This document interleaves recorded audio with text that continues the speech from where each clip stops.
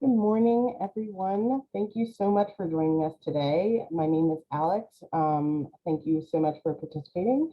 On behalf of Fox Haven, all of these donations will be going to a good cause today to support some of our initiatives on the farm. For some folks who are not familiar, our mission is to help deepen the connection between humankind and the natural world. We fulfill our mission by growing fresh herbs or using organic and regenerative farm practices and hosting educational classes and retreats. We open our doors to you to come and stay at any of our farmhouse rentals. These rentals are a perfect gathering for celebrations or enjoying some much needed peace and quiet. To learn more about Fox Haven and what we offer, please visit www.foxhavenfarm.org.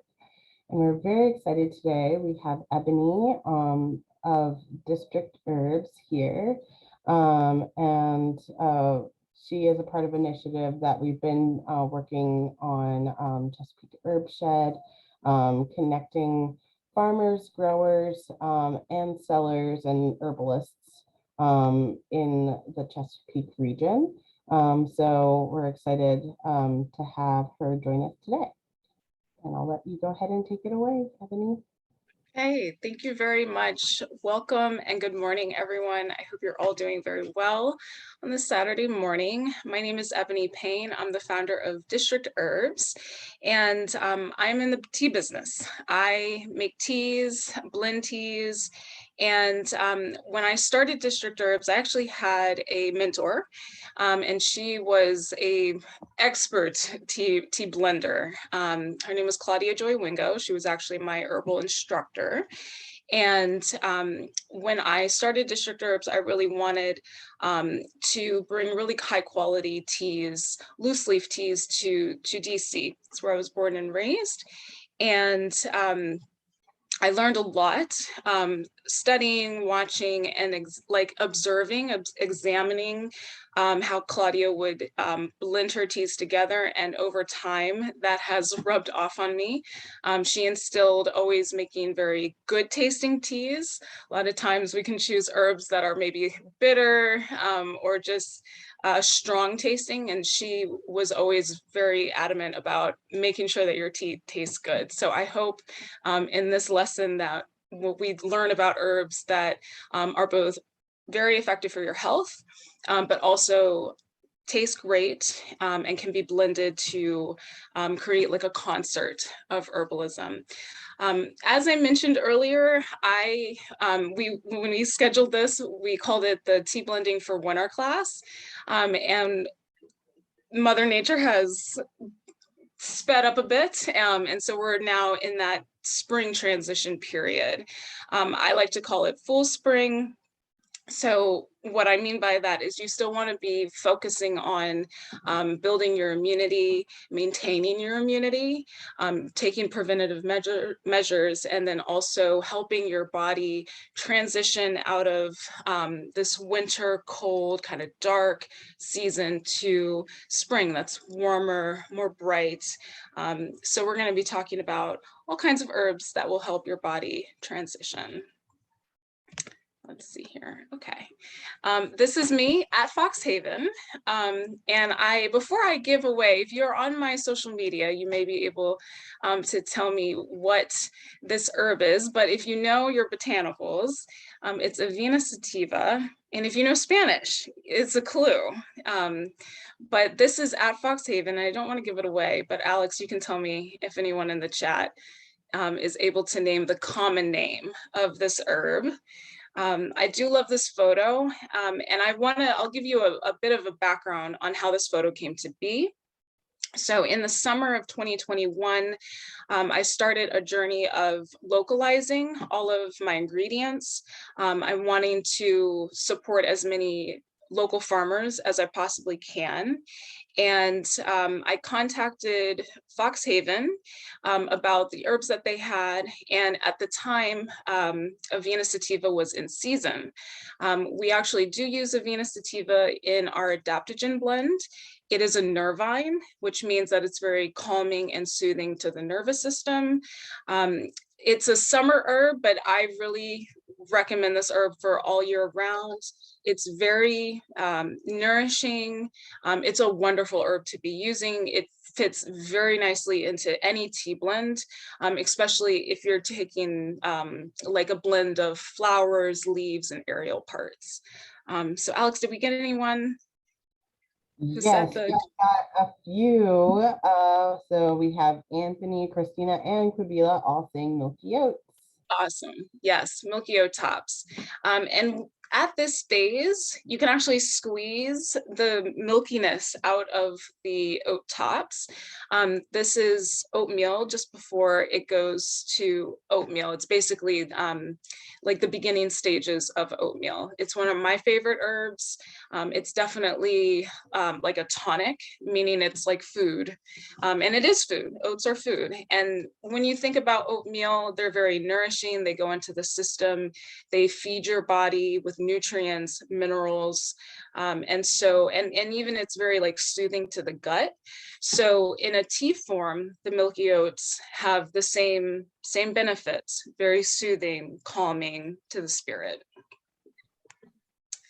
Okay, so how to choose herbs for making tea.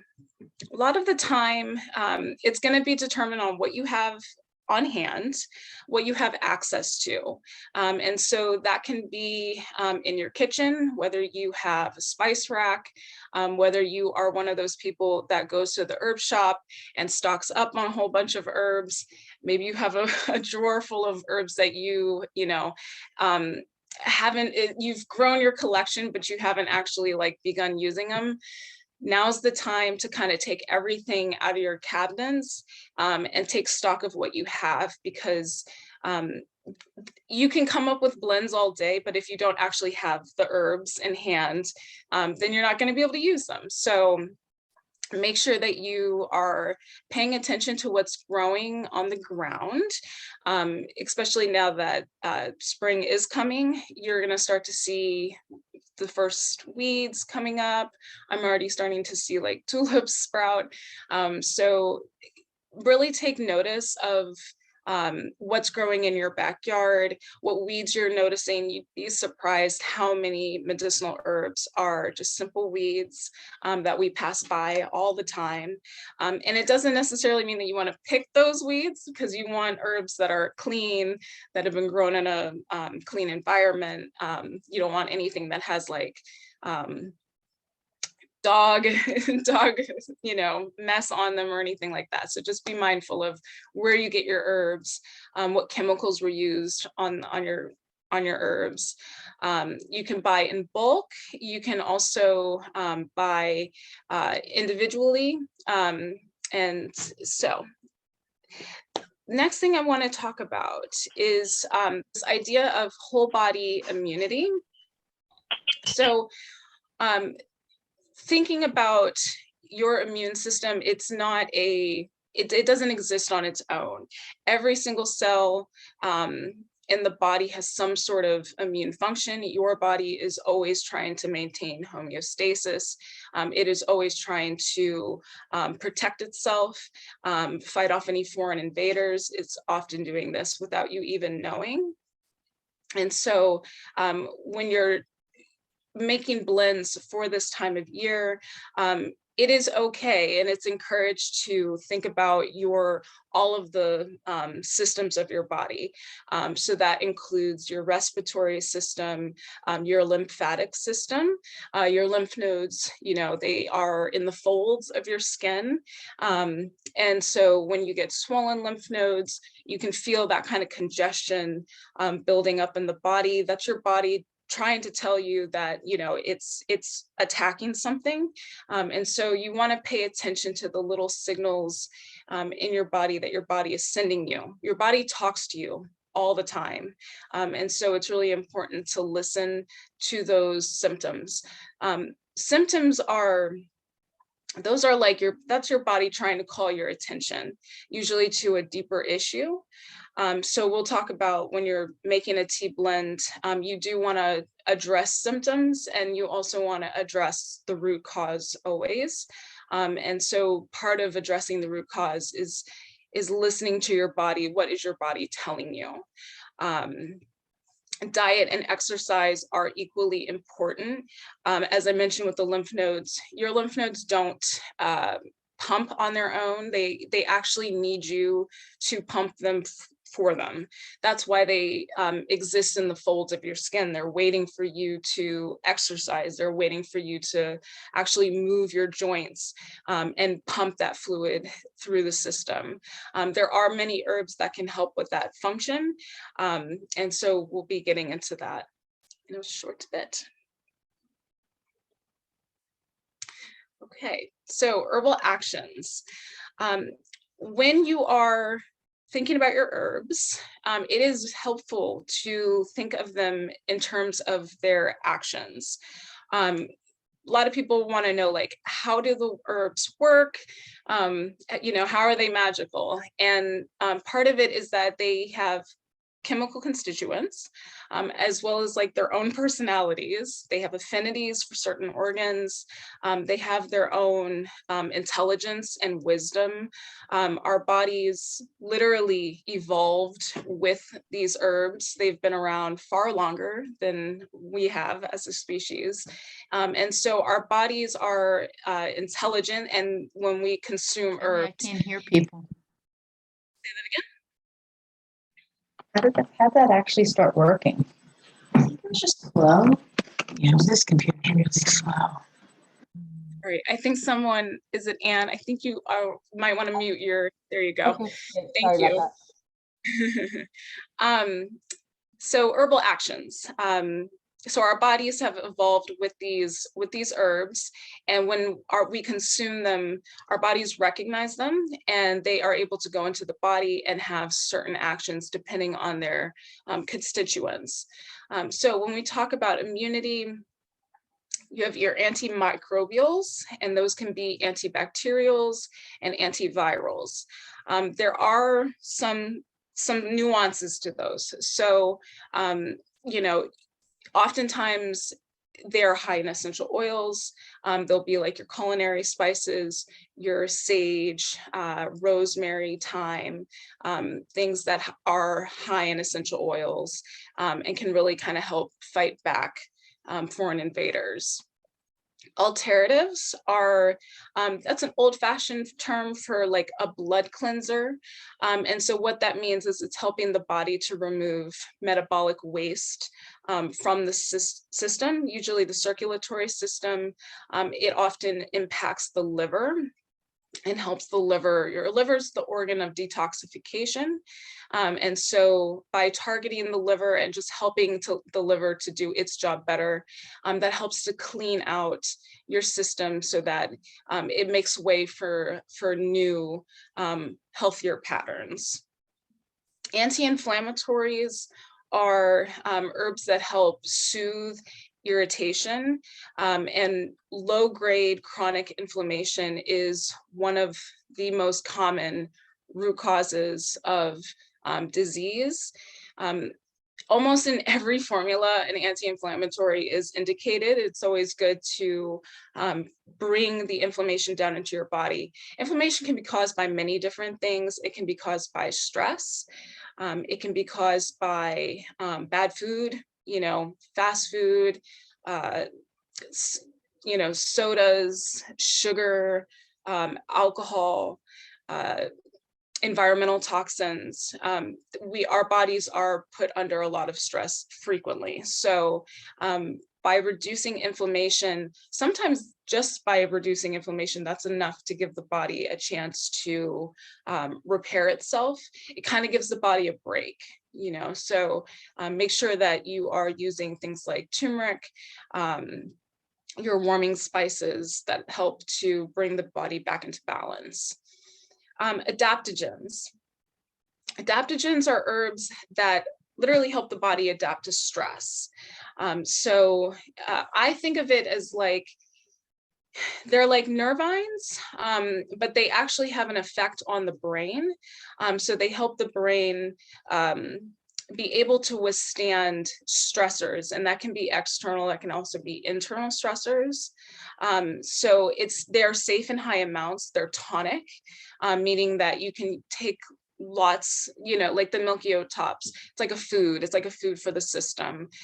So if there's contraindications with the herb, that's usually not an adaptogen. An adaptogen should be something that you can take high amounts of, and it's like a superfood, like a super herb. Antispasmodics are useful for spasms, and you can get spasm if you're like coughing, if you've got chronic coughing. Again, if you've got inflammation, that can cause spasms. If you're feeling pain, cramping, also you can even feel spasms in the gut. Gas can cause spasms. Carminative herbs are those that help dispel gas. And so those work very nicely together to, help affect your digestive tract. Demulcents are herbs that are moistening. If anyone's ever worked with slippery elm bark or marshmallow root, then you've probably experienced how like moistening those two herbs are. And you can really actually see, it's almost like a mucus-like substance that is created when those herbs are steeped in water, in hot water. Those moistening properties, it's like a gel, almost like a goo. And if there's irritated tissue, that can really help to soothe that irritation. And again, it's anti-inflammatory. It gives the body a break so that the body can start to repair itself. Tonics we just talked about, same with antitussives, those are specific for coughs, really good for this season, time of year. And these can all pair well together. Usually herbs have more than one action.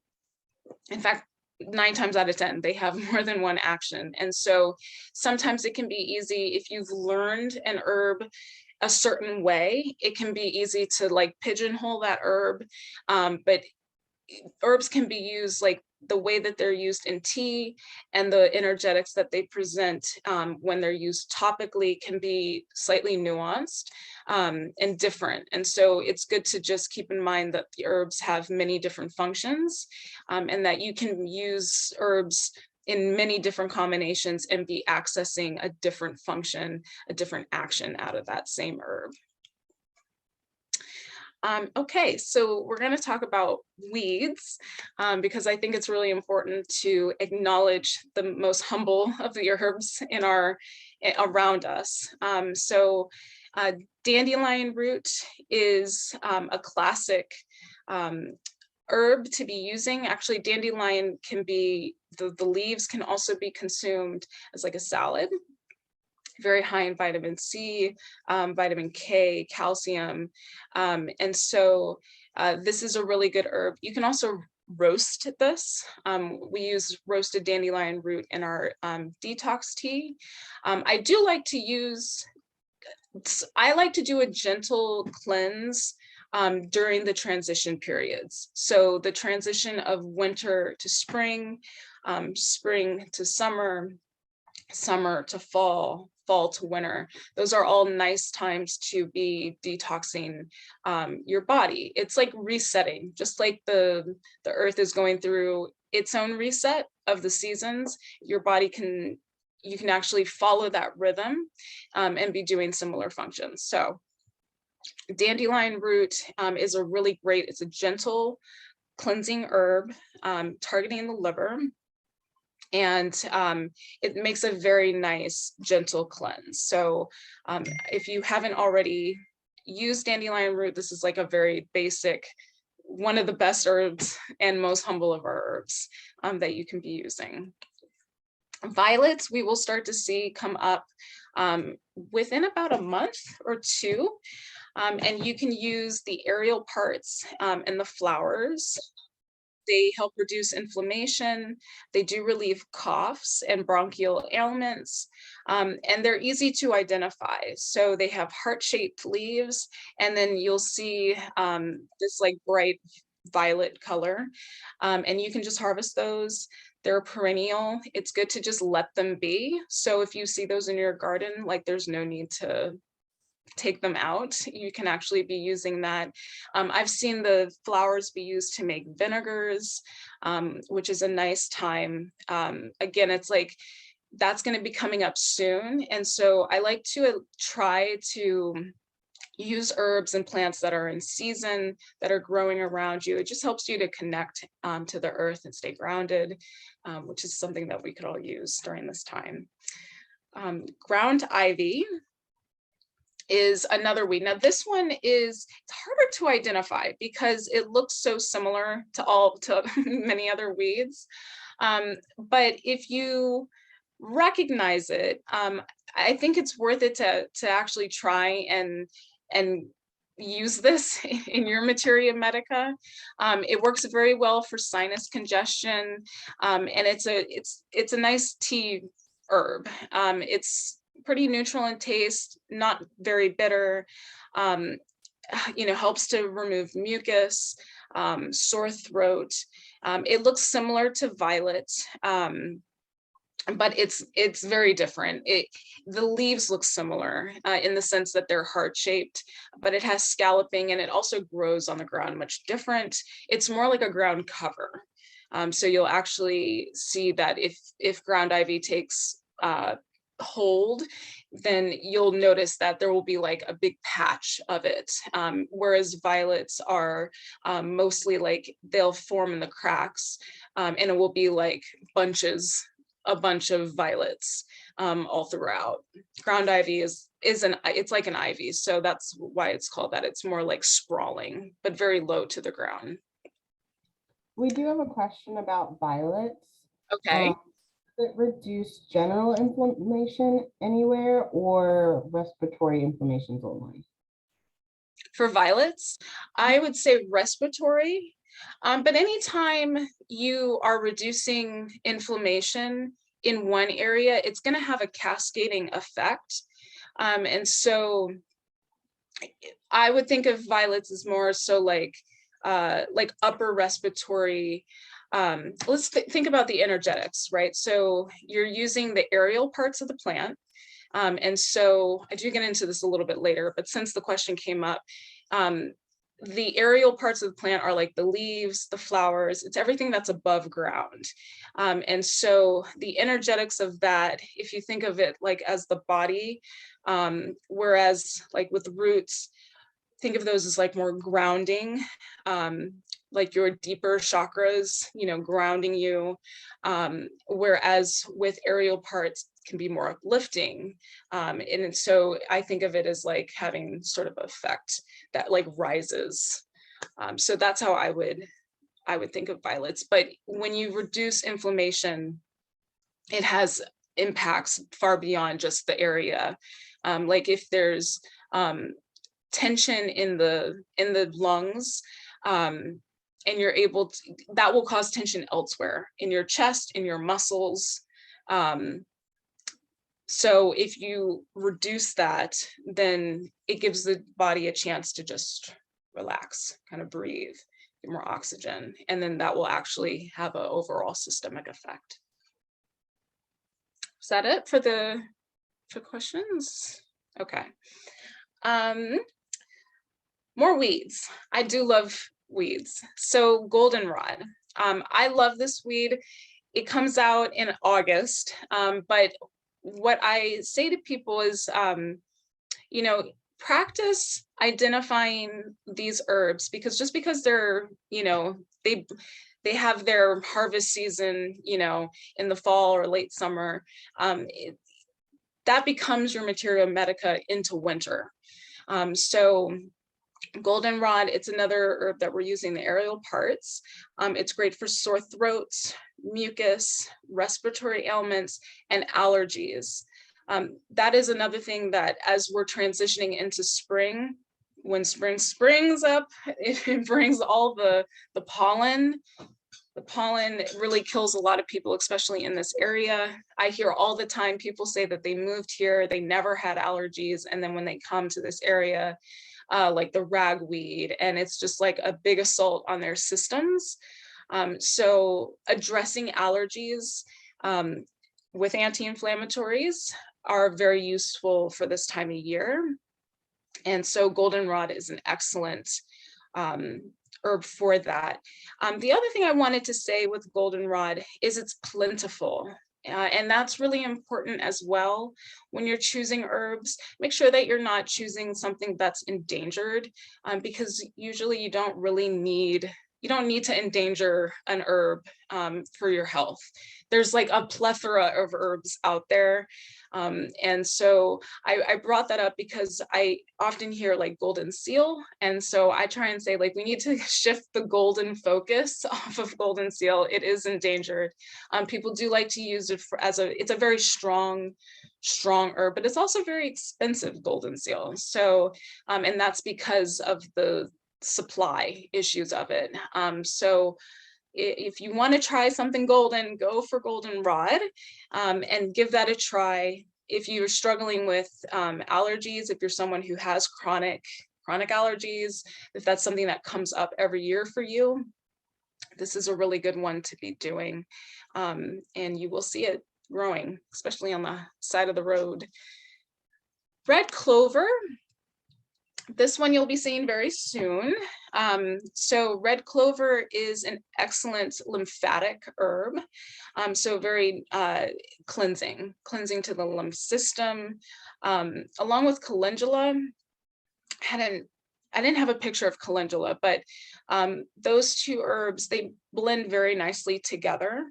And so oftentimes I like to target the lymphatic system whenever there's an immune issue. I like to clean up the lymphatic system and just keep that system moving, keep the fluid moving through that.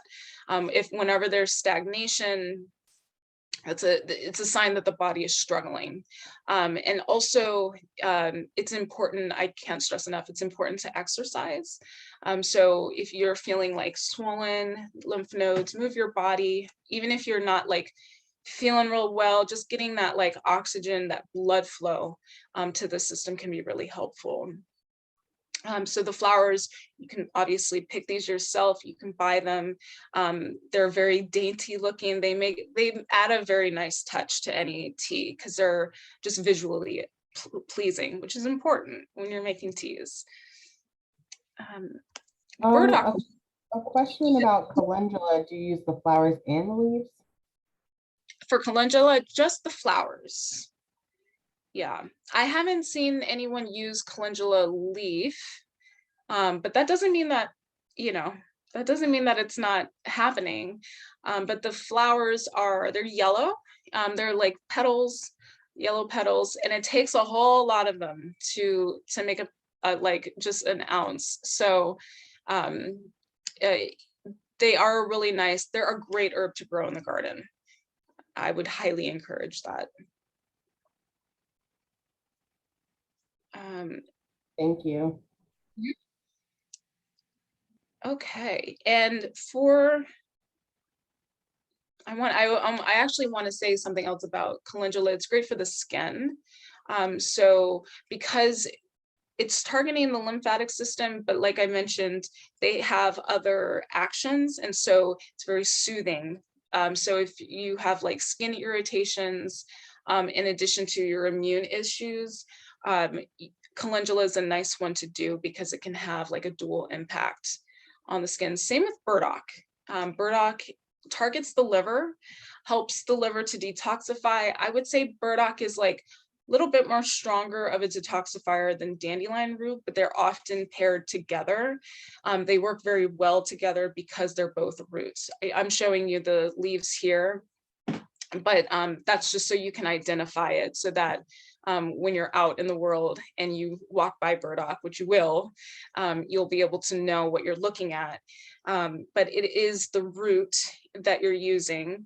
And I see burdock, I'm seeing it more and more in skincare products because it does have an affinity for the skin. So if you are just struggling overall with skin, that is like a very good herb to be taking. Okay. Oh. Okay. Elderberries. Elderberries and elderflower. You can use both parts of the plant. This was the this was the herb that everyone went crazy for at the beginning of the pandemic. It was like it is a well-researched herb, so it does have well-documented antiviral benefits. It's also it tastes great. And so oftentimes herbs cannot, like they can be very bitter, but elderberries have a nice sweet, but also like a depth. They've got depth and they're very high. The berries themselves are very high in antioxidants. And so what they do, their antiviral action is they're able to unzip the cover, the cloak of a virus. So when the virus enters your system, it's often like hiding in like an invisible shield. Like they have like superpowers and they're like evading your immune system. But elderberry is able to go into the body and like uncloak it so that your body can say, oh, there's an intruder here. And then as a result of it being high in antioxidants, that's helping to reduce inflammation. And as I mentioned, that was, one of the important things to be doing for your immune system is to be lowering your inflammation so that your body can repair itself. It works very well. Elderberries can really be added to anything. It's an interesting plant because so with flowers, when I'm blending, I like to make sure that I'm using aerial parts with aerial parts. So leaves, flowers, berries to some degree. And then if I'm using a blend that's more rooty, or spices, or just harder substances, barks, things that need to be cooked a little bit or simmered, and when I say cooked, I mean you do need to extract the properties out of the herbs. And so when you're blending, you can actually, you want your constituents to release at the same time. And so with leaves and flowers, if they're simmered too long, that can kind of destroy the ingredients. But with elderberries, it's an interesting herb because it can really be used in both formulas. So if you have a heartier blend that needs to be decocted, the berries can withstand that. And it actually is helpful because you want to get as much out of that herb as possible. The flowers, I would say you want to leave those with more, I like to call them delicate blends. Okay, so fluffy blends, those flowers, florals, and what have you.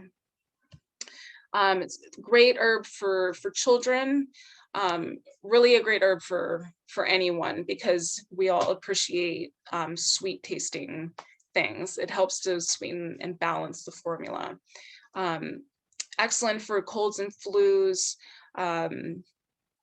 and yeah, works very well for yarrow, peppermint, hyssop, things that target like the upper respiratory system. That you can also grow this in your garden.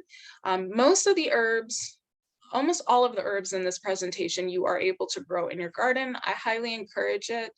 It's very empowering when you can actually collect your own medicinals. That's how you grow your materia medica. That's how you, and this will come back year after year after year. So Sambucus nigra is the botanical name. So just make sure that when you go and if you try and find a cultivation of it, that's the one that you're getting. Chamomile. Chamomile, this is a picture of chamomile. I really love this. So this is actually in Mexico. And I realized when I got home that there was also rue in this photo, but I'm going to be talking about chamomile. It's a very popular herb in Mexico along with rue. And so this is another really great one to grow in your garden. It is a carminative. So as I mentioned, that means it relieves gas. So it's going to be very settling to the stomach. It's calming, excellent for kids, pairs very well with elderberries and elderflowers, and can actually be used to help tension in the chest if there's coughing, chronic coughing.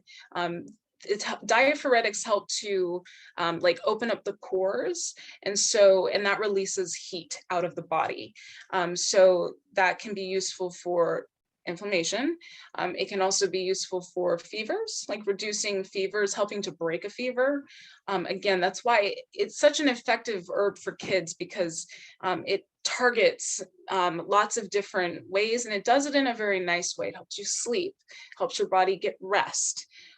When your body is going through stresses, sometimes all it needs is just a little bit of rest and relaxation. And so I think of chamomile as a really great herb for that. It's neutral in taste, slightly better, but definitely not overly bitter at all. And it's a little bit warming. It has essential oils and azulene, which if you pay attention to skincare, which there's lots of exciting things happening in skincare with botanicals, so I like to pay attention to those. It's kind of like the market in response to the magic of botanicals.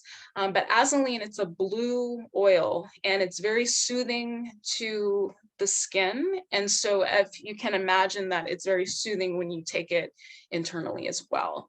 And the beauty of having the whole herb is that you're not just getting the azulene, you're getting the tannins and the calcium and all of the constituents that medley, that concert, that entourage effect of herbal constituents. So they help each other work in their totality. They're targeting whole body health, not just one constituent.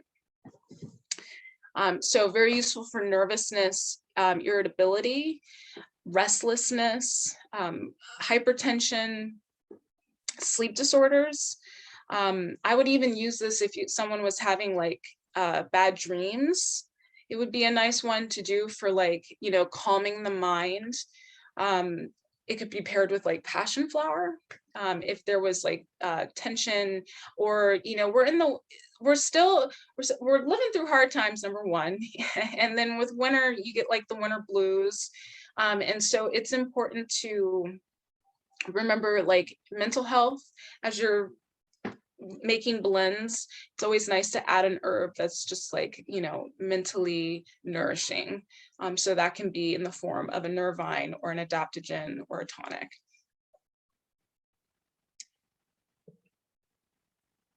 Okay, this is yarrow, one of my favorite herbs. And I really encourage you grow this one in your garden, mostly because in addition to it being perennial, it'll come back year after year after year. It is the most useful herb for, it's a very practical herb. So it's a styptic, and I'm demonstrating it in this photo. That just means that it stops bleeding. So kitchen cuts, things of that sort. If you've been chopping up your, root vegetables for winter stews and whatnot, I actually had a cuticle cut, and so those are very hard to get to stop bleeding. Yarrow takes it away in 5 to 10 minutes.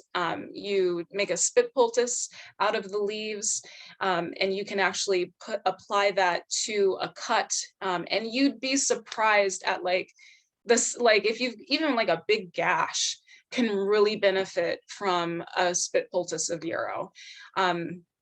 You want to make sure that you purchase or cultivate the white variety. That is the most medicinal variety. I see lots of ornamentals of yarrow, and if you want to use an ornamental, God bless. But if you want to actually have an herb in your garden that is going to be a workhorse, then the white variety of yarrow is a very good one to have. And it is a fever reducer as well as a diuretic. So very useful for, children, and just, it's like that, it's a first aid herb. I really think of this as like a first aid. This is like, you should have herbs in your garden that are like a kit, so that you can keep going back to. And yarrow, it springs up early. It lasts for a long time. It's visually beautiful. It's a really great one to do. So it is diaphoretic, meaning it releases heat. It helps break that fever. And yes, it can actually help the body to eliminate water, which helps to remove toxins. I do have a question going back to chamomile, if that's okay. Okay. If someone would just like to know Roman or German chamomile. Oh, it doesn't matter. I believe that that picture was most likely German chamomile. Yeah, either is fine, whatever you have access to. It's gonna work. Yeah. It's not as important as like, okay, like for yarrow, you really want to make sure that you get the white variety, the Achillea millefolium, which literally translates into 1,000 leaves, folium like foliage, and mill like 1,000, in Latin. So it's got very feathery leaves. And if you notice the ornamentals, their leaf structure looks very, very different. It's harder. It's not going to work as a spit poultice as well. So on that one, I would, yeah. Thank you. Okay. So flowers. I don't use the flowers that often, but you can use the flowers. I tend to use the leaves of yarrow. So keep your flowers for the visual effects. But yes, reduces inflammation in the intestines, urinary tract, and reproductive organs. So a really great herb to have. This is stinging nettles. This is a tonic. I love stinging nettles because so when it comes to the garden, it's a weed and it stings. It really, it does what it says. And so it makes harvesting tricky. Just so, you want to make sure that you have on gloves, a nice pair of thick gardening gloves, long sleeves. But the sting is also where the medicine is coming from. So it's a natural antihistamine. And I love nettles for cleansing. It's kind of like an all-purpose herb. You can really use it in a lot of different formulas. It's just like, when in doubt, throw some nettles at it. It's a good source of vitamins A and K and iron. You can steam it. You can actually eat it, kind of like spinach. I've seen people make nettle pesto, which is a wonderful way to take it. And so, but I love it in tea. We put this in our Immune Shield tea. And when we first came out with Immune Shield, we didn't actually have stinging nettles in it. It was like elderberries and rosemary and thyme, and lemon balm. And actually lemon balm came a little bit afterwards. What we found was that people were wanting, the original blend was like more for winter. And it was more of a decoction. So it had, it was like, rosemary it's a leaf, but it's tougher. So we ended up adding stinging nettles to the blend, so that it could carry people for the whole year. So like an all year round immune allergy addressing herb. So some people experience their allergies in the spring. Some people experience allergies in the, in summer, and then some people get it in the fall, or as, it just depends on the person and what they're allergic to. So stinging nettles is a really great one. If you grow it in your garden, just make sure that it's in an area that's not going to be, you know, you don't want to like fall in a stinging nettles patch. That's not going to be pleasant. So just make sure it's in an area that, you know, that is kind of protected, that you're not going to need to have constant access to. But definitely worth it to grow, and you can harvest it. You can also use the seeds. The seeds are fantastic for like kidney issues. And so the nice thing about getting the seeds is that then it won't spread all over your garden. It's going to do that anyways, once it gets very well established. But you can actually use those seeds as well. And they're fantastic. Also helps to clear clogged lymph nodes. And blood cleansing. Yes, it's an alterative.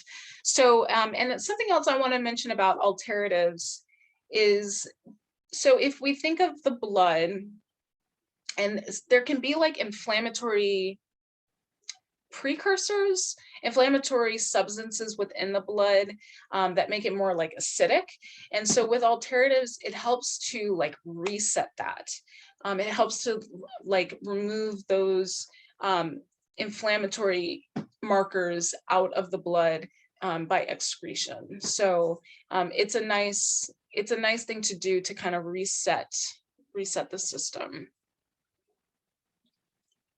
This is hyssop. This is a fantastic herb for lung health and lung support. It is a tonic and it's a demulcent. So it goes in, it's very soothing, and it really has an affinity for the lungs. So think of this as your herb for coughs, bronchitis, chronic coughing. It also tastes great. I love this herb. It's in our immune shield as well. And we will, so, you know, as I mentioned, with sometimes not having certain herbs on hand. So we like to use hyssop or lemon balm, or really both. They work very, very well together. Oh, I'm glad I put so it makes excellent, it pairs very well with elderflower, elderberry, peppermint, boneset. Boneset is a fever reducer. It's like that one is a very bitter fever reducer. But if you just have a really high fever that you're really struggling to get down, boneset is a good one. It's just very bitter, so you want to balance out those constituents.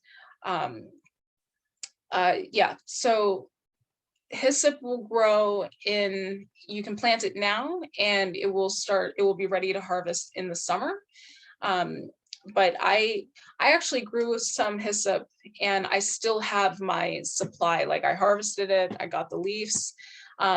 This picture is actually, it's like gone to flower. So you would ideally want to harvest it before it goes to flower, just because you want all of the energy within the plant structure that's being utilized. So once the energy goes to flower, some of that energy is like leaving the leaves, and you want to pick it right before it goes to there, because the leaves are at their strongest, at their most potent. So this is Tulsi, holy basil, another really great herb that you can grow in your garden. Very similar, this has actually bolted already. So that's just when I got to the garden to take the picture. But it is in the mint family and it's a great tasting herb. It's excellent for its adaptogenic effects. I like to think of it as like a meditative herb, so helps to calm the mind. I talked about addressing mental health with your blends. This is a really nice herb that addresses like calming the minds, racing thoughts. You know, it brings clarity, it brings focus. It smells great, it tastes great, and so it's one of those herbs where if you have a blend and you're not sure like what to do to make it taste good, Tulsi is a really it's a good one to have is like in your toolkit, along with hyssop. So, and a lot of the mints are like that. I use the mints as not only herbs that for their like essential oil content to help give like an antiviral or an antimicrobial benefit, but also to make the blend taste good. And so holy basil is a really great one to do that. It is carminative, antiviral, antispasmodic. Expectorant, an expectorant is an herb that helps the body get rid of mucus.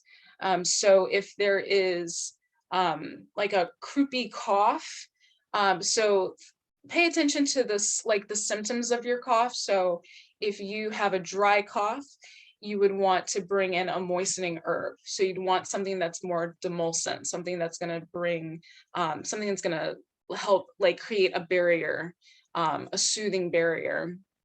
If you've already got too much wetness, mucus in your system, and the cough is more like productive, and just sounds, you know how like a wet cough will sound, an expectorant will help actually move that mucus that's like sitting stagnant in the system. It will help move that out of the body.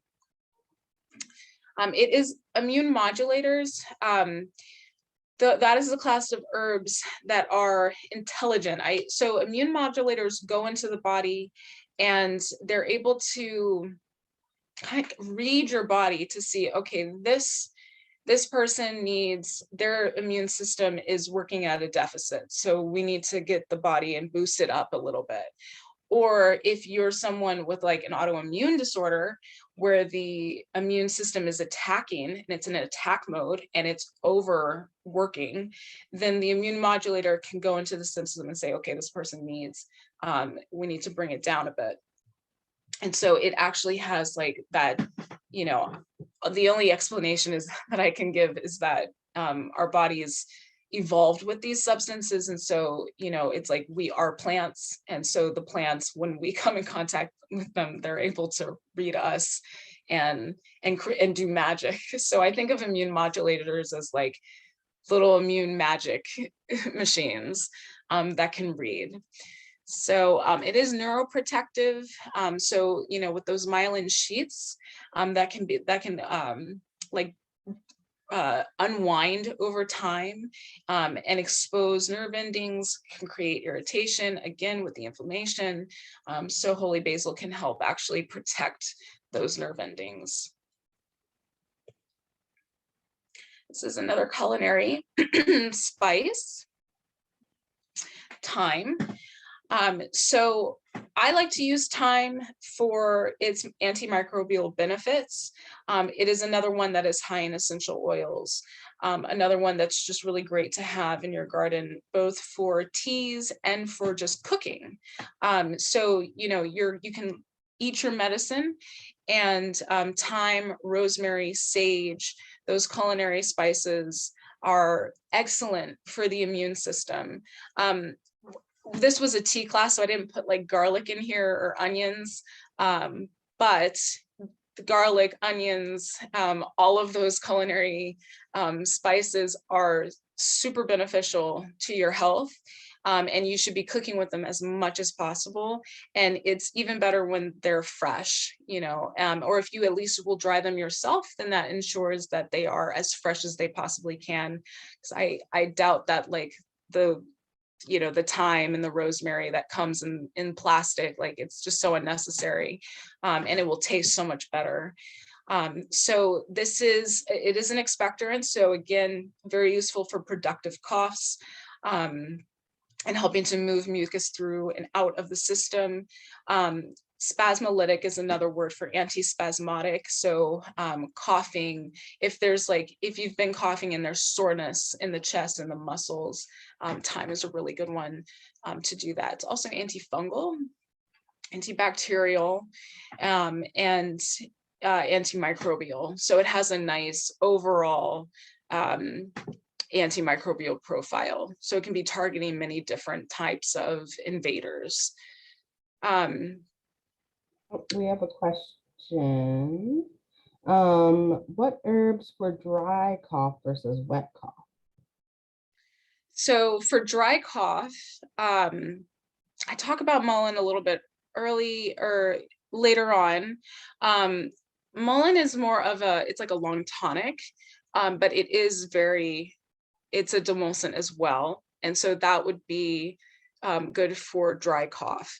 I would still think of the energetics of the cough. So if it's dry and painful, then you want herbs that are wet and moistening.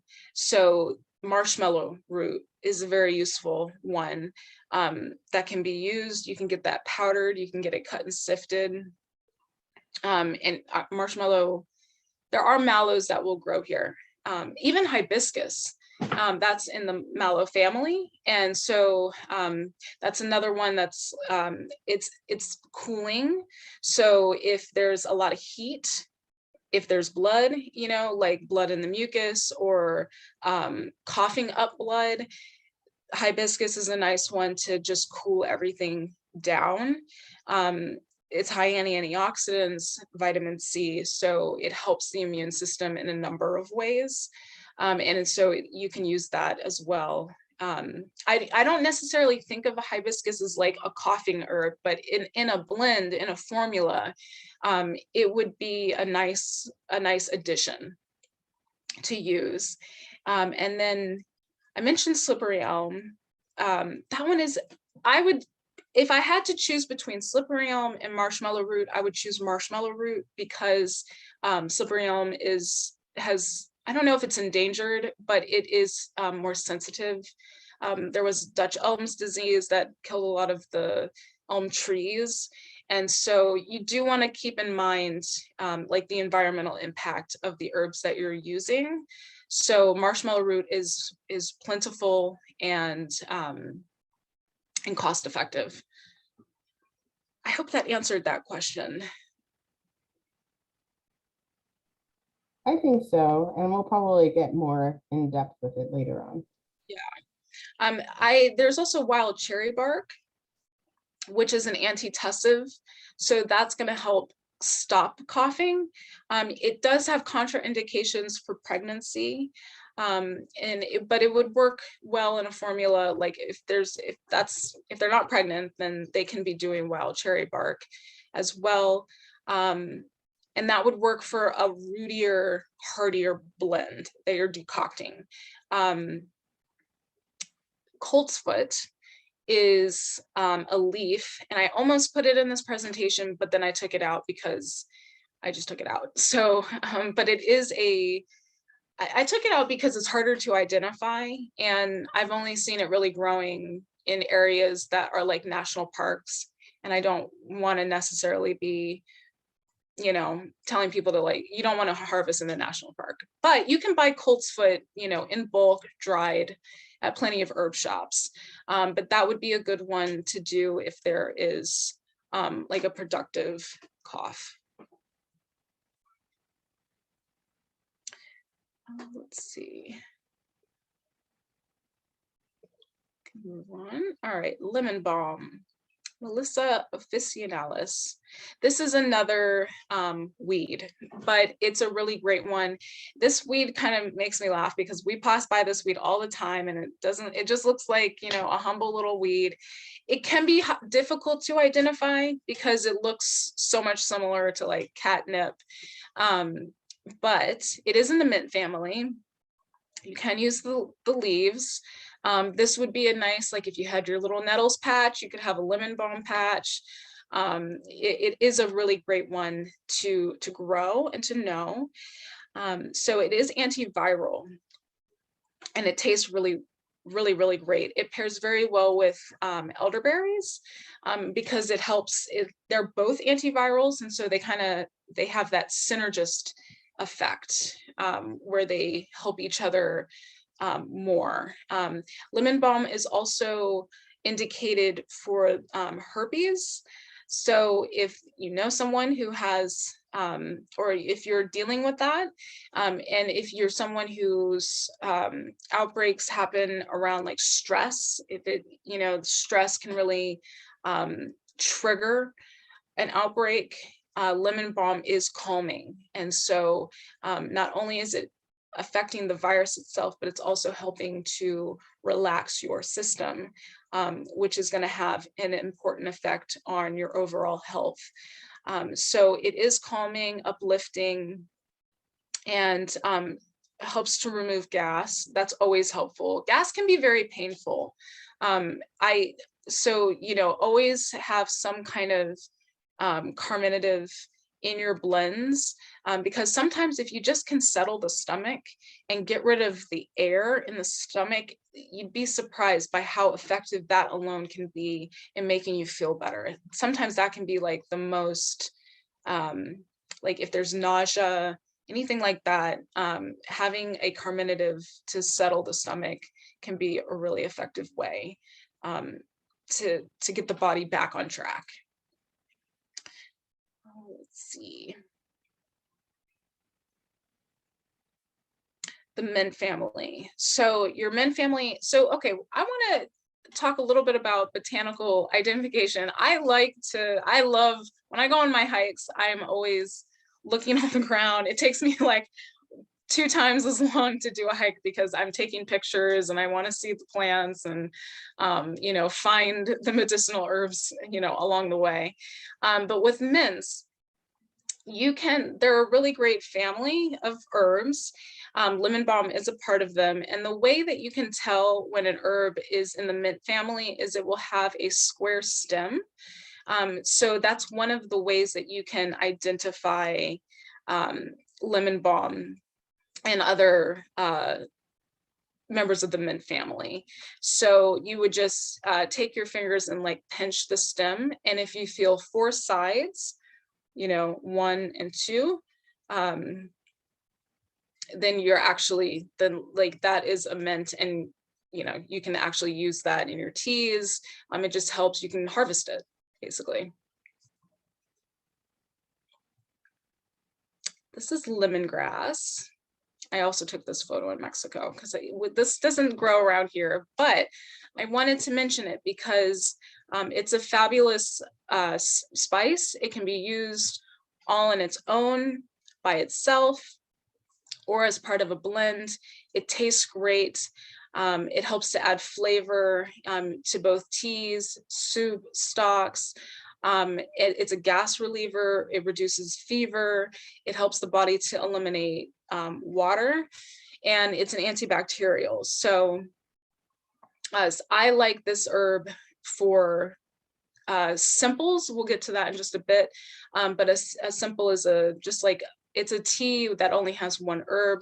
Lemongrass makes a really nice simple, especially if you're just wanting something quick that you can just, you know, pop in. Dried lemongrass tea is phenomenal. You see it often it's a tropical grass, so you see this often in like Thai teas, Thai cooking. They're big on the lemongrass for good reason. It's also very useful. Yeah. We have grown lemongrass at Foxhaven, but it does only grow as an annual here. So right. Yeah, it has a shorter growing season. Yes. And that doesn't, I mean, annuals, hey, if you grow the lemongrass, even if it's just an annual, but if you grow it and you harvest it, you have that in your materia medica for the season. So it is a good one to grow. You just have to, I like the perennial garden where I can just put it in the ground once, and then like in this next spring, I'll see it again and it makes me happy. But it is, you know, I'm glad to know that you have had it as an annual, because I don't know if I realized that it would like really grow and take off here, but it makes sense that it would do well in the summer, basically. Yeah. Yeah, exactly. Yeah. And it's so versatile. It's one to definitely do. And then the DC herb, Echinacea. This is Echinacea purpurea, and it is also a very well-researched herb for immune health. You can use all parts of the plant. However, I would say the root is where the majority of the medicinal benefit lies. You can get the leaf, you can use the leaf, and I would use the leaf, like if you've got a leafier blend and you really wanted to use echinacea, you could do that. However, I would say if you want to use echinacea, I would use the root and I would make the formula a heartier blend. So it would pair well with elderberry because you can actually still decoct that. But it's an immunostimulant. So remember how I said there's immunomodulators and they go into the body and they kind of read, okay, this one needs to go up, this one needs to go down.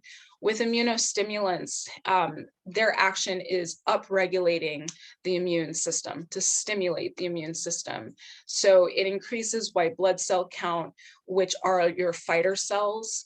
And so those are identifying foreign invaders. If you put it with elderberry or elderflower, that's going to help like unzip that cloak of invisibility.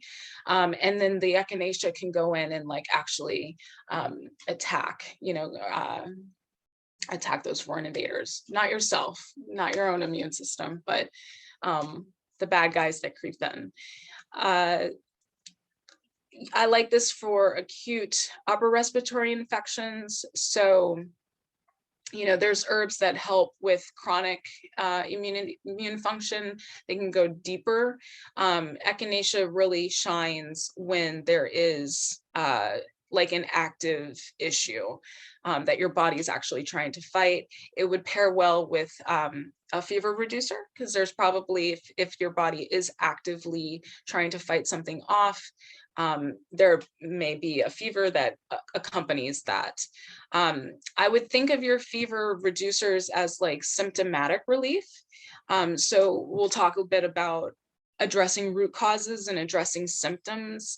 And so you do want to give your body symptomatic relief, but you also want to make sure that you're addressing the root cause of the issue. You would harvest these, the roots in the fall. It is a perennial. It's a really nice herb for the garden. There's a reason why you see this everywhere because it grows very, very, very well in this area. And it's beautiful. So definitely one to use. And I will say there's lots of ornamental varieties. I can't imagine why anybody would grow anything other than just Echinacea purpurea. There's also Echinacea angustifolia. That one is endangered. So when you're doing your shopping, I would look for the purpurea because it's just as medicinal and it's not endangered. So I always stress that, just to be mindful of that. Okay, let's keep going. This is mullein. This is mullein when it's bolted, and it wasn't the greatest like specimen of mullein, but this is one, it's very easy to identify when it's in this stage. So again, with the energetics, you can actually see that if you look at the base of the plant, it's starting to yellow and brown, and that is the energy leaving the leaves of the plant and going into its flowering stage. So ideally, you would pick mullein leaves before it's hit this stage, but once you are able to identify it, it's easier to see. It's another one, it's just like goldenrod. You'll see it on the side of the highways and you'll be like, oh my God, there's mullein. It's a lung tonic. It's a demulcent. So, and it's also very, very fluffy. So it makes a very nice leafy blend because one, it gives the blend a lot of bulk. So you actually get more bang for your buck. But it is an expectorant. So it helps to, move the mucus through the system. It's also a diuretic and a sedative, so it helps the body go into a relaxation mode. It would pair nicely with chamomile. If rest was one of the primary concerns that you were trying to address, this would be a nice one to do. And emollient means the same thing basically as demulcent. It means moistening. So mucilage, that is mucus, but it's more like it's kind of like that slippery elm, like a gel, and it's not like a goo, it's different. It's just a soft, kind of like if you've seen milky oat tops in that milky phase, and it's like you squeeze it and it oozes out, like that's the idea of a demulcent and an emollient. It is nourishing to the system. So if there's irritation in the lungs, chronic inflammation, mullein is a really great one to do.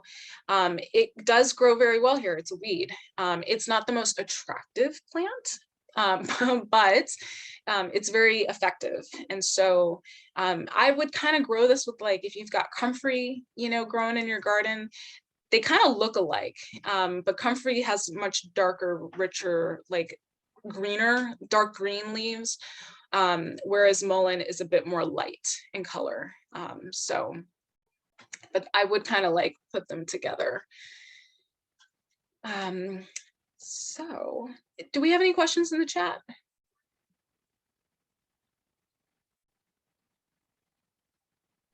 Not right now. Folks are just talking about mullein, and but nothing too much, really. Okay, good. We will get into, oh, we're making good time. Okay, we're gonna practice formulations. So I'm looking forward to that. But yes, I did mention colt's foot in here, horehound. Somebody was asking about coughing. And so, these three herbs that I've got listed along with mullein, colt's foot, horehound. Lobelia, you want to be careful with. It is an emetic, meaning it will make you throw up if you take too much of it, and that dose, it's a low dose herb. It does grow around here. In fact, I grew some last year. It's a very pretty flower, but it's effective for, like, how sometimes with the body, like when you throw up, there's like almost like a sense of relief after you get that out of your system. Lobelia is kind of like that. It has that kind of impact, but you don't really want to, like, obviously you don't want to, you could, if you give it to somebody and they're not expecting to throw up, and then like you gave them something that, sent them to the bathroom and they had a bad experience, then that can be traumatizing to that person. Whereas like with yarrow, it's like yarrow is great because you can like really take away like their bleeding. They're like, oh, this is wonderful. But lobelia is the herb to just be careful of. It does work for coughs, and like relaxing, like that low dose helps to relax the mucus or the membranes in the lungs. So just be mindful of it. I would go, if you're a beginner, I would go for the colt's foot and the horehound first, and marshmallow. Marshmallow is a really good one to do. Okay. Oh, astragalus. I can't talk about immunity without talking about astragalus. This is a Chinese herb. And I took this photo at a Chinese herb store in DC called Dawson Trading. I do have that on another slide. They don't have a website or anything, but they're in Chinatown in DC. And I like them because they have the form of astragalus that I personally really like. I think I have, so you can get astragalus in this form. This is cut and sifted, and that works fine. This works really well for tea because you can mix it all together, and this works just fine. However, I really love astragalus for soups and for cooking. It doesn't have a taste. It's very neutral, so you can easily add it to your soups, stocks, and what astragalus does is it protects, it creates, like, I think of it as like a force field around your immune system. So it is preventative, it's a prophylactic, so it prevents the body from getting sick in the first place. And so it's less effective once you already are sick. So if you're just trying to prevent, actually, I mean, right at the start of the pandemic, I was using astragalus to prevent myself from picking up any, variants. It's like, bringing a force shield down so that invaders can't get in the first place. Once you're already sick, your body will need to eliminate, it will want to shed whatever is in it that it doesn't desire. So I would say astragalus is more contraindicated once the person is already ill. But that being said, use it in your soups, use it in your stocks. If you're already healthy, but you just want to boost your immune system, generally, astragalus is a fantastic herb to do that with. I do like I call them tongue depressors. They look like flat sticks. I like those specifically for the stalks, because if you use the cut and sifted ones, then you don't want to really be eating the astragalus. It's more so you want to just cook the constituents out of it, but not actually, like, you don't want to be chewing on it. So if you use the cut and sifted, it will, like, the texture will, it's kind of like biting into a clove. You do want the clove, but you don't want to necessarily like bite into it. That's how astragalus doesn't taste like clove, but it's similar in the action, that you just want to get the benefits of it, not necessarily the whole thing inside of your, inside of your bite. So works on deep immunity, stimulating to natural killer cells, increases tolerance to stress, which is important, especially for elderly people. This is a really great one to do because it's a tonic, so you can take as much as you want. You can be cooking with it. It's basically, it's like a culinary herb. And I really do highly recommend this one. Okay, I wanted to talk about, we're going to start talking about formulas. And so I mentioned earlier the need to use like parts with like parts. So aerial parts versus your roots, your heartier blends. Cleavers is it's a weed. And the way that you can identify it is by sticking it onto your clothes. It has stickers, and you can, I encourage you, it's one of those weeds that, like, it grows everywhere and you're passing by it all the time and you might not realize that it's actually a highly medicinal herb, and it comes up around this time of year in the spring. This photo to the left is in my backyard. So I wouldn't necessarily pick this for my garden, because, like, the car is there. Again, you want to be mindful of, like, the pollutants that are around the herbs as well. But it's just nice to see, a medicinal herb growing. So I would look at cleavers as a lymphatic cleaner. Pairs very well with calendula, red clover. It helps to move the lymph through the body. It's great for the kidneys, clearing up the skin. I really do recommend that this is an herb that you get to know and just, recognize it, because you'll see it all the time. And then ginger. So I didn't put very many spices in this blend, usually because people are familiar with the spices like cardamom and black pepper. And, with ginger, I had to put in ginger because ginger is the herb that made me want to be an herbalist. But it is phenomenal. It is like the best herb for gut issues, gut health, relieving gas, relieving nausea. It's a food, so it's a tonic. You can use as much as you want. You can use fresh ginger. Fresh and dried ginger have slightly different energetics. The fresh is, I would use fresh ginger it's easiest when you're like in the kitchen and you're making your blends, and you can just chop up a few slices of ginger and just add that.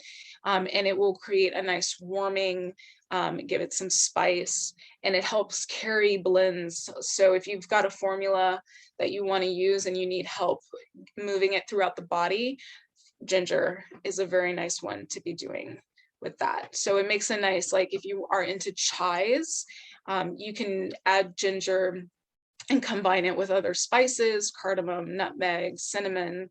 All those warming spices will pair very well with ginger. So I think of root blends as blends that help to ground the body, kind of like settle the body in. Whereas if someone is feeling more lethargic, maybe they're feeling heavy, and that can be like emotional heaviness, then I would choose something that's a little bit more uplifting. Choose the aerial parts of the plant, the flowers. In fact, I think that okay, I think I put it later. But this is infusions versus decoctions. So it's the same concept, really. So infusions are what you generally think of as tea. Those are the aerial parts of the plant. And you want to bring the water to a boil and then take the heat, like remove the heat, then put your herbs in, cover it, and let it simmer, or let it steep for 10 to 15 minutes, or until you notice the color is about where you want it to be. And that, in a therapeutic dose of tea, is about 3 to 4 cups a day, 1 to 3 cups daily. That's a pot. So a pot of tea. So I always tell people, who want to take tea as like their main medicine form, to make a pot a day. And that's about that will get you to your therapeutic dose. Decoctions are, it's a Chinese concept. So they use a lot of blends that are harder, like the barks, seeds, spices, things that are hard and heavy. You actually have to cook those a bit. So you need to, we could say in the herbalist speak, decoct them. So that's lightly simmering them for about 10 to 15 minutes, or until you notice the color of the water getting to be as deep and rich as you want it to be. So I like to, when you make your blends, try and use like plant parts to like plant parts. It will help your formula infuse properly. It will help all the constituents release at the same time. So I talked about simples a little bit, and simples are herbal teas that just have one herb. If you are a new beginning herbalist, I really encourage you to just start with simples, because they are a great way to get to know the plant and the plant's energetics. And you should take note and actually write down your experiences with your teas and with the herbs. That's how you get to know them. So I made a simple, when I first picked up I harvested these milky oats. I was very excited. This was last summer, so I really just had never had just milky oat tea before.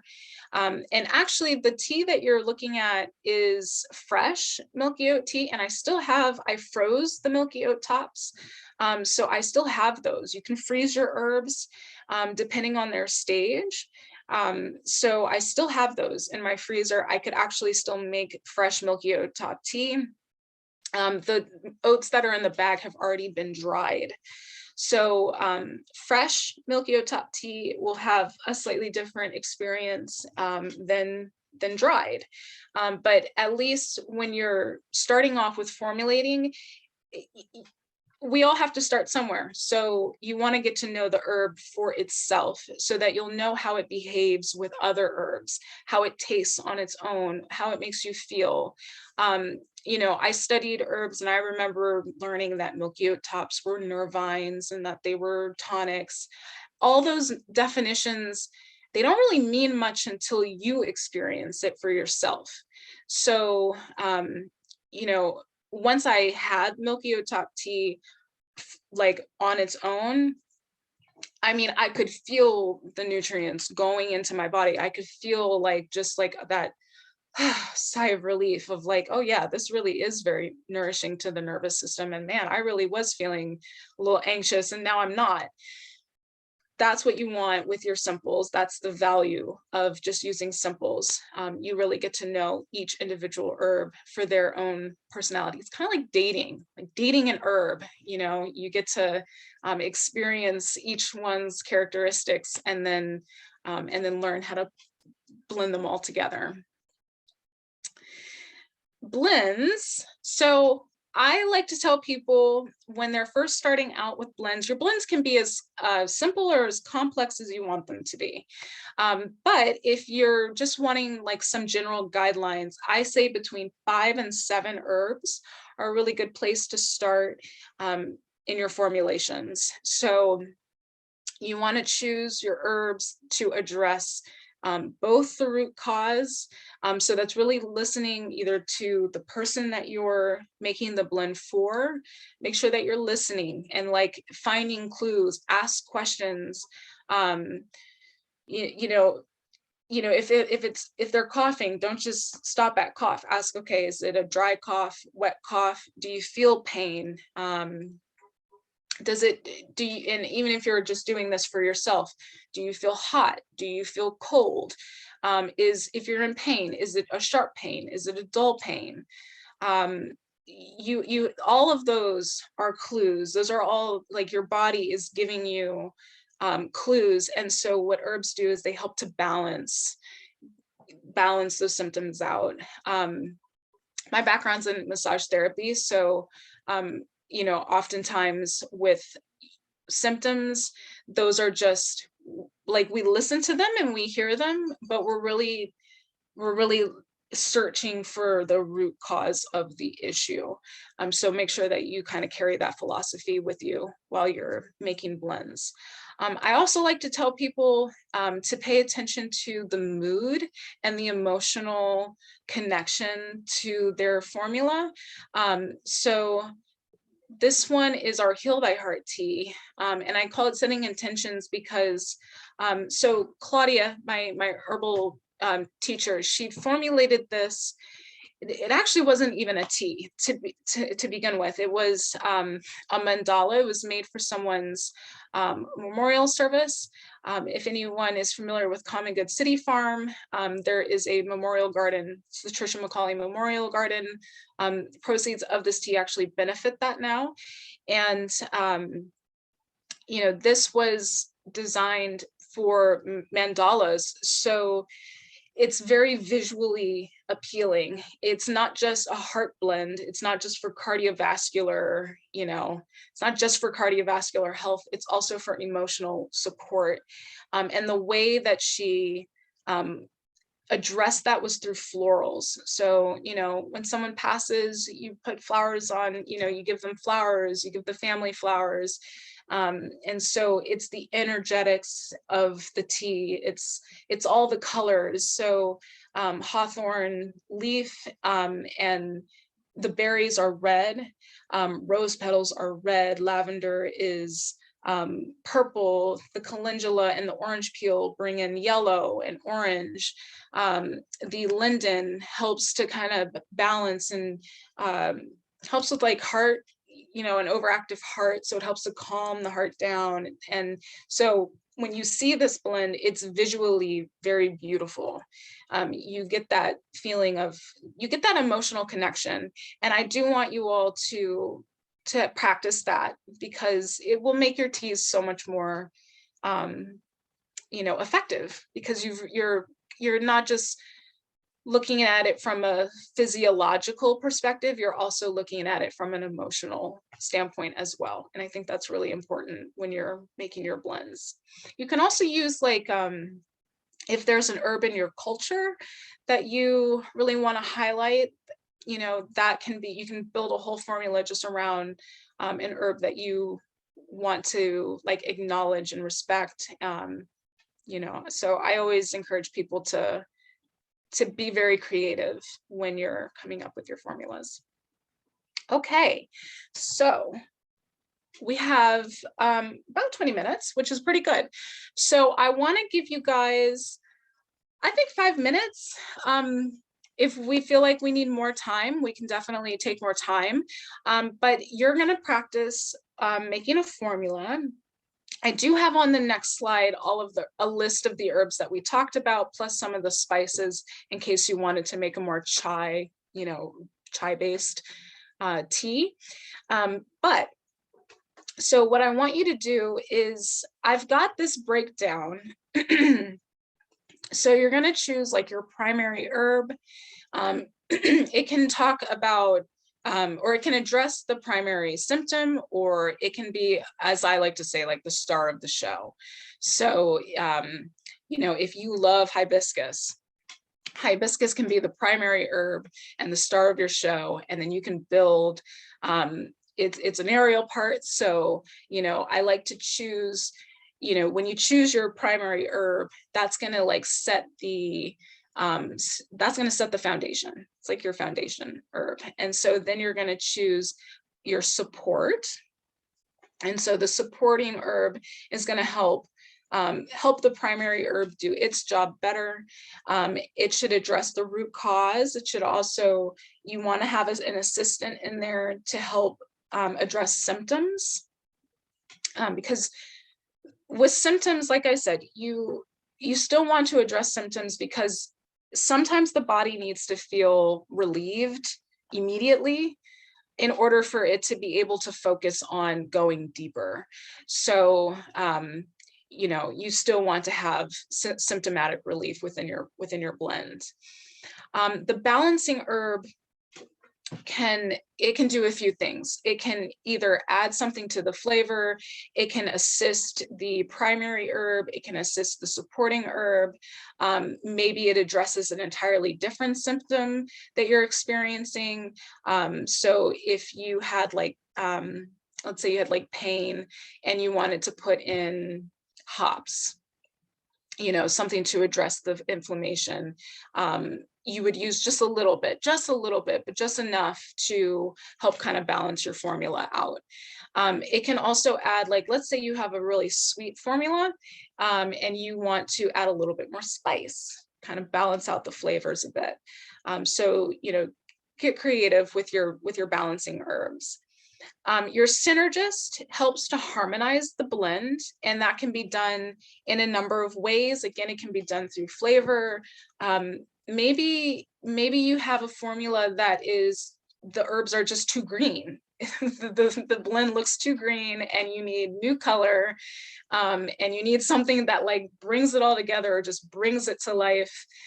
You can choose something that just adds a pop of color or a pop of antioxidants, because oftentimes with antioxidants, they are dark and rich in their color, and it's like a nice salad, right? Like you would put, if your salad's too green, you want to add cranberries and whatever, blueberries, you want to add some kind of color to it and kind of bring it to life. And then your conductor is oftentimes something that gets the circulation moving. So that can be ginger, clove. I like hibiscus because it addresses circulation. It's good for the heart. So it helps to get the formula through the body. Ginkgo is, we have ginkgo trees around here, so it is accessible. But you can also find it in bulk very easily. But it just helps circulation, and that can help with brain fog. It helps to just carry the formula through the body, and you really do want that. So I want you to write down your blend, and you want to just make this a habit. Always write down your blends in parts. So I have an example formula here.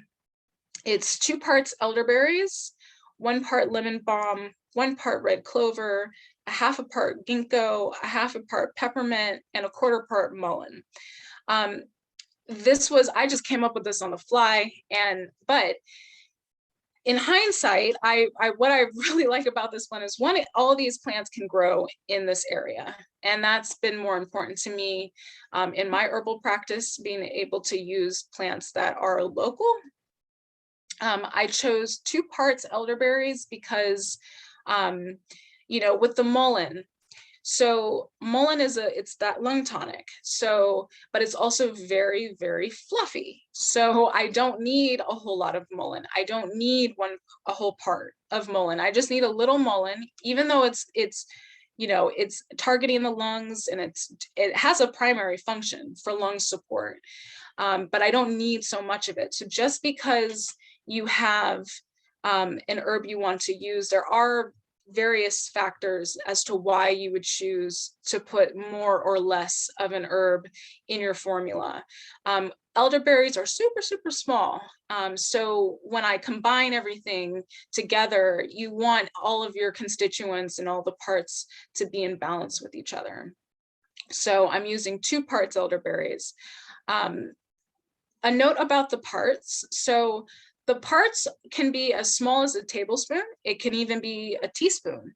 But like, I usually use a tablespoon for 1 part. So a tablespoon of lemon balm, 2 tablespoons of elderberries, a tablespoon of red clover, you know, a half a tablespoon of ginkgo, a half a tablespoon of peppermint. When you're doing this for yourself, it doesn't have to be super formalized. You can just, you know, get your parts together. But I do want you to write down your blends because they're like dreams. If you don't write them down, they will, it's like you think you're going to remember and then they poof, they go away. So always write down your formulas, always. And then that way, if the formula works and you like it, you can recreate it. If you don't do that, then you're going to be like, unless it's a simple or unless it's like, you know, 3 herbs that you used in equal parts, it's harder to recreate that. So it's a good habit to get into.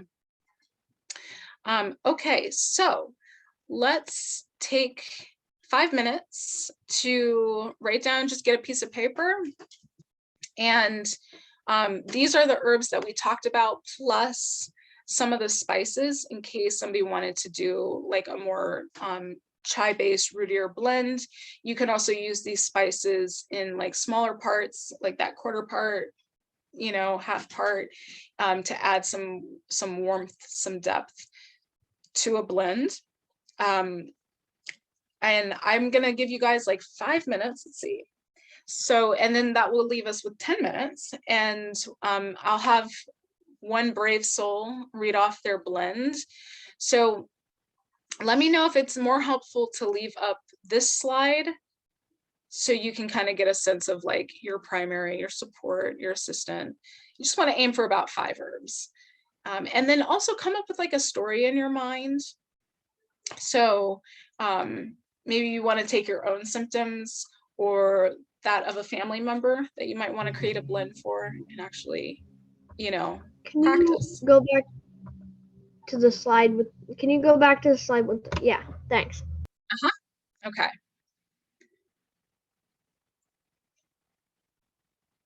And then when whoever's finished first, you can just raise your hand and share your blend. Feel free to put it in your chat. I'm going to put myself on mute and I'm going to go back and I'm going to read your messages in the chat.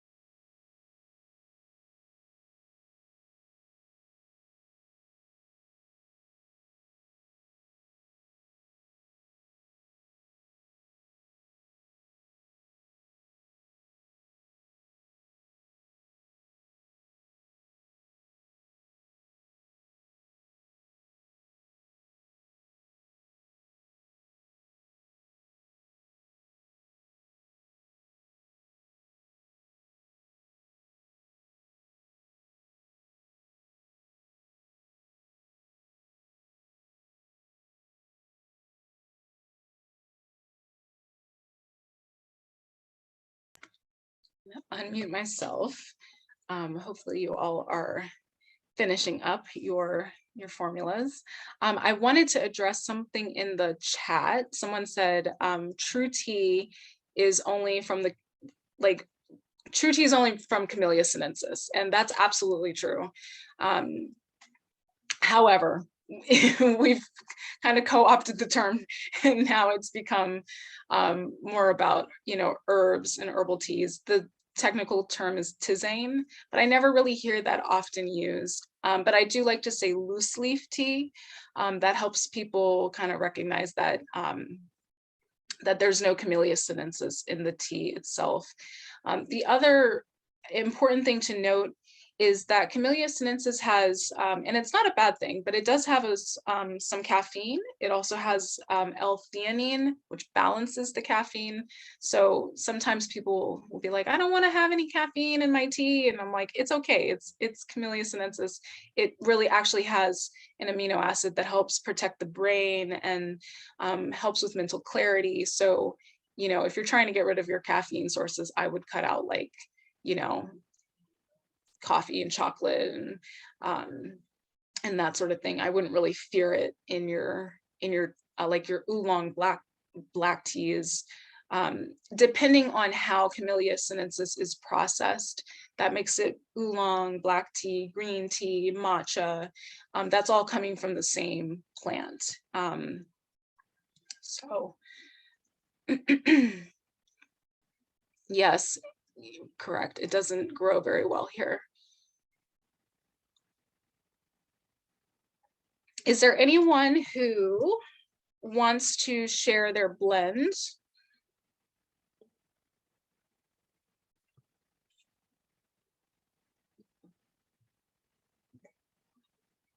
You can raise your hand. You can also put it in the chat if that's easier.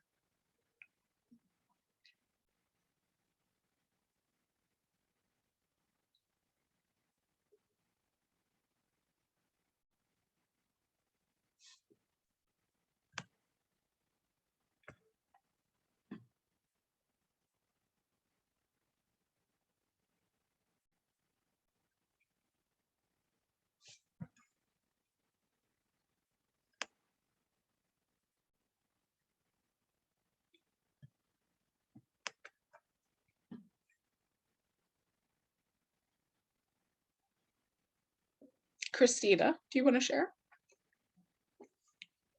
Unmute yourself.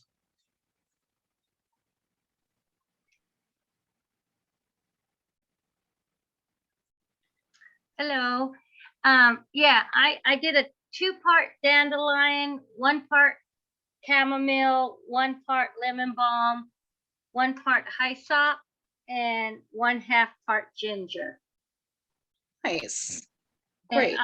I was working more towards like a liver detoxify that wouldn't be too bitter with the dandelion, but had some of the mint, the lemon balm, and the calming with the lemon balm and the hyssop and the chamomile, kind of relaxing. And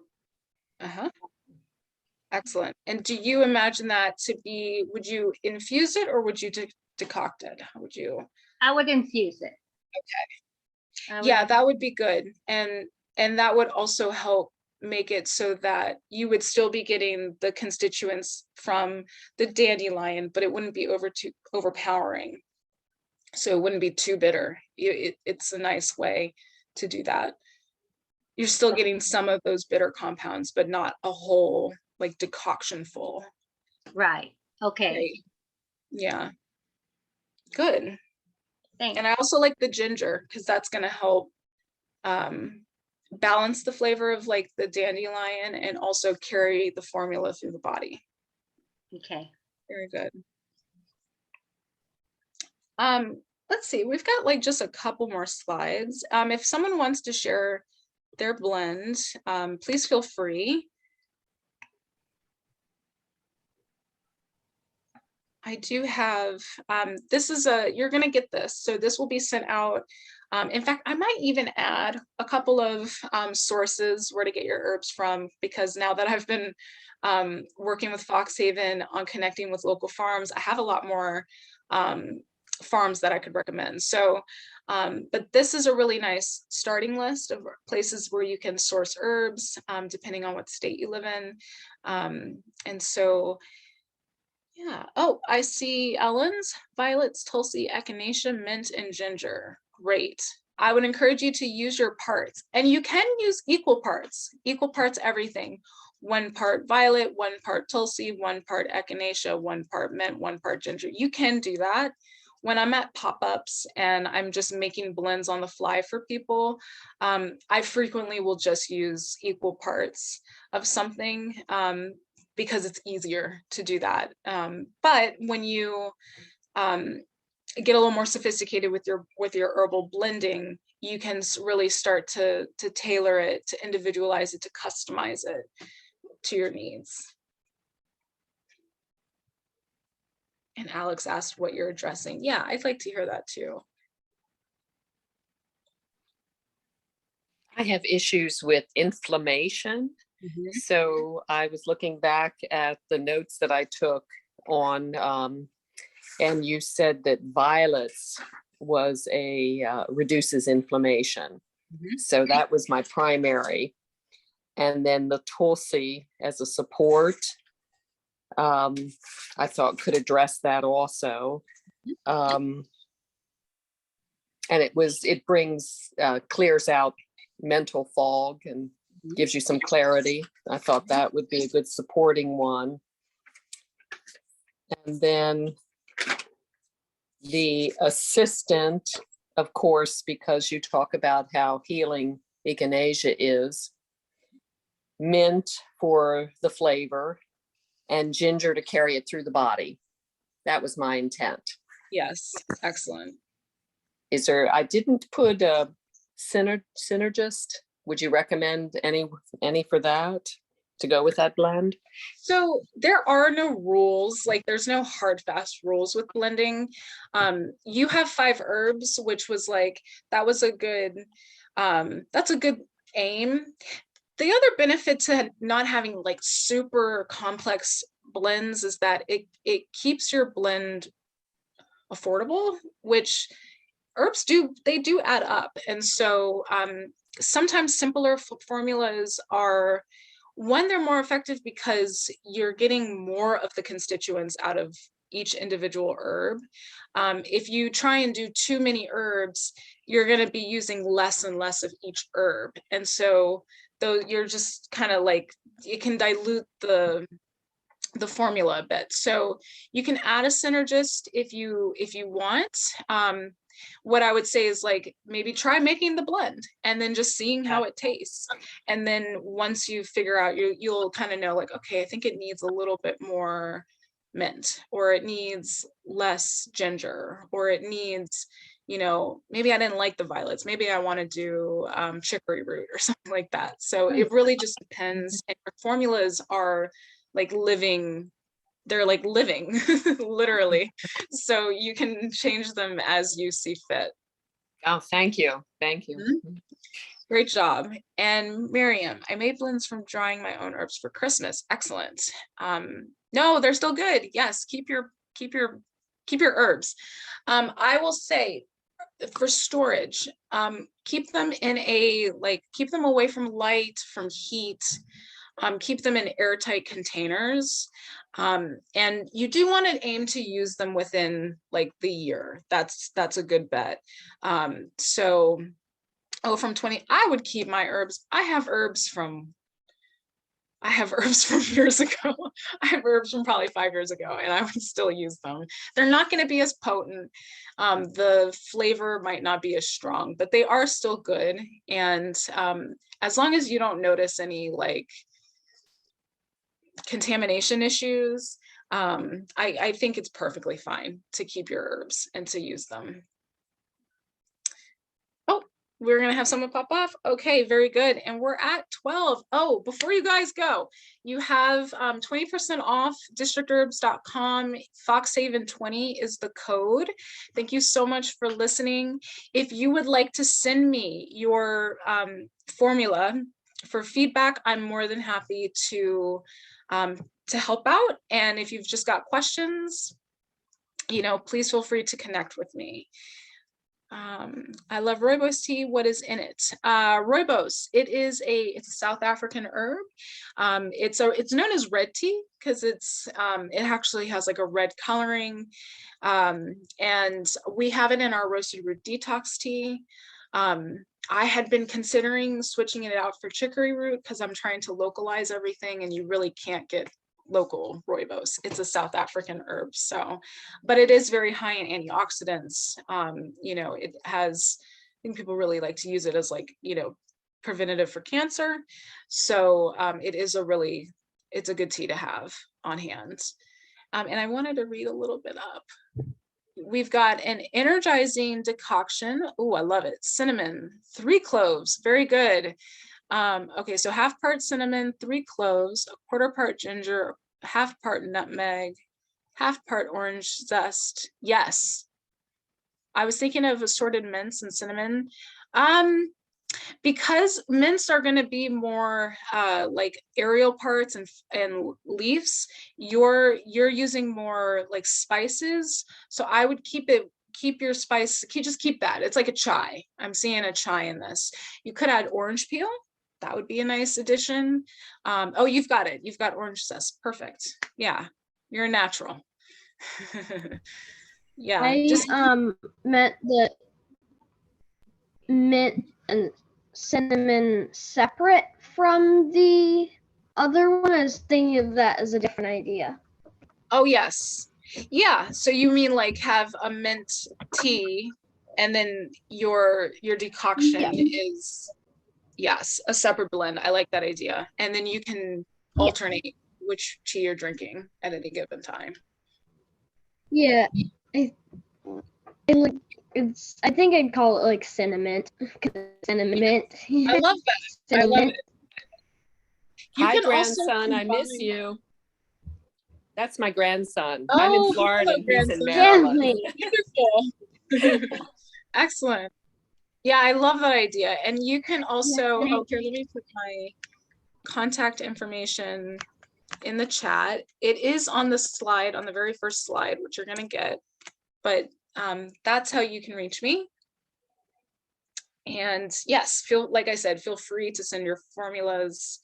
And I'm more than happy to give additional guidance.